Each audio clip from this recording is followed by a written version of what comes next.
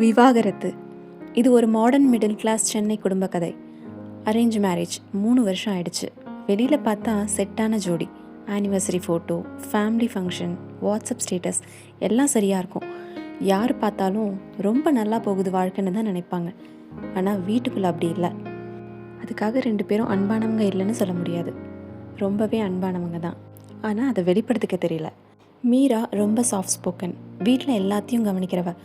கல்யாணத்துக்கு முன்னாடி வேலை பார்த்தவ, கல்யாணத்துக்கு அப்புறம் வேலையை விட்டுட்டா. அவளோட சர்டிஃபிகேட்ஸ் இன்னும் சூட்கேஸில் தான் இருக்குது. வீட்டில் எல்லாருக்கும் அவள் ரொம்ப அவசியம். ஆனால் அவளை யாராவது கவனிக்கிறாங்களா அவளுக்கே தெரியாது. ராகவ் ரொம்ப ரெஸ்பான்சிபிள். நேரங்காலம் தெரியாமல் வேலை பார்ப்பான், லேட் ஆகும். அவளை லவ் பண்ணாதவன் இல்லை, ஆனால் வெளியில் சொல்ல மாட்டான். அவனுக்கு மனசுக்குள்ள ஒரு செட்டிங், நான் நல்லா சம்பாதிக்கிறேன், அவளுக்கு எதுவும் குறை இல்லை, அதுதான் லவ்னு. அவர்கள் சண்டை போட மாட்டாங்க, ஆனால் பேசவும் மாட்டாங்க, அதுதான் மோசம். ஒரு நாள் ரொம்ப சின்ன விஷயத்துக்கு பேச்சுவார்த்தை வந்தது. அது பெரிய சண்டை இல்லை. அப்போ தான் மீரா சாந்தமாக சொன்னான், எனக்கு விவாகரத்து வேணும் அப்படின்னு. கோபம் இல்லை, அழுக இல்லை, சாதாரணமாக தான் சொன்னான். ராகவ் முதல்ல சிரித்தான், ஜோக்குன்னு நினச்சான். ஆனால் அவள் ஏற்கனவே லாயர்கிட்ட பேசி முடிச்சிருந்தா.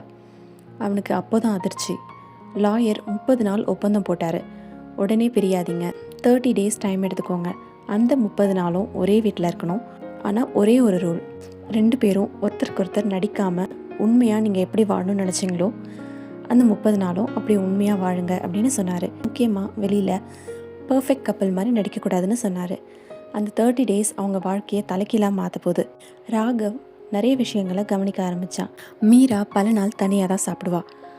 அவளுக்குன்னு எந்த பொருளையும் ஆசைப்பட்டு வாங்கினது கிடையாது. முக்கியமாக அவளோட சர்டிஃபிகேட்ஸ் இன்னும் சூட்கேஸ்லேயே தான் இருக்குது. அவள் இன்னும் வேலைக்கு போகலன்றதை அவன் உணர்ந்தான். மீராவும் ஒரு சில விஷயங்களை கவனிக்க ஆரம்பித்தா. அவன் ஒவ்வொரு ரூபாவையும் சேமிக்கிறத, அவளோட மெடிக்கல் ரிப்போர்ட்ஸ், அவள் மெடிசன் எடுத்துக்கிற டைம் ஒவ்வொன்றும் பார்த்து செஞ்சான். அப்புறம் ஒவ்வொரு இரவும் அவங்க பழைய சேட் மெசேஜஸை அவன் ஆர்வமாக படித்தான். 2 பேரும் லவ் பண்ணாங்க தான், ஆனால் வேறு வழியில். 24வது நாள் மீராவுக்கு பெங்களூர்லேருந்து வேலை ஆஃபர் வந்தது. நல்ல சம்பளம், புதுசாக ஆரம்பிக்கலான்னு நினச்சா. அவள் உடனே ஒத்துக்கிட்டா. அதை உடனே ராகவ் கிட்டேயும் ஷேர் பண்ணான். ராகவ் தடுக்கலை. போகிறேன்னு சொல்லும்போது அவன் கண்ணில் ஏதோ ஒரு வழி தெரிஞ்சுது. சும்மா அவளோட பொருட்களை அடுக்க உதவினான்.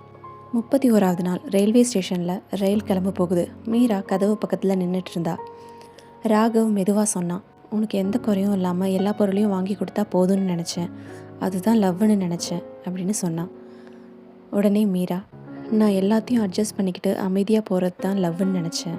சில வினாடிகள் அமைதி. என்னோட பார்ட்னராக திரும்பி வருவியா அப்படின்னு. அவள் கண்ணில் நீர். அவள் மெதுவாக ரயிலிருந்து கீழே இறங்கினான். 1 வருஷம் கழித்து மீரா மறுபடியும் வேலைக்கு போகிறா. ராகவ் ஆஃபீஸ்லேருந்து சீக்கிரம் வர முயற்சி செய்கிறான். 2 பேரும் கவுன்சிலிங் போகிறாங்க.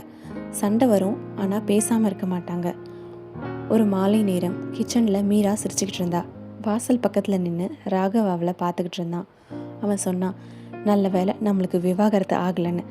அவள் சிரிச்சுக்கிட்டே சொன்னான், விவாகரத்துக்கு ட்ரை பண்ணதுனால தானே இப்போ நம்ம ஒன்றா இருக்கோம் அப்படின்னு. விவாகரத்து நடக்கலை, ஆனால் பேசாமல் இருந்த வாழ்க்கை மட்டும் முடிஞ்சிருச்சு. அவங்களோட வாழ்க்கை ரொம்ப அழகாகவும் மாறிடுச்சு.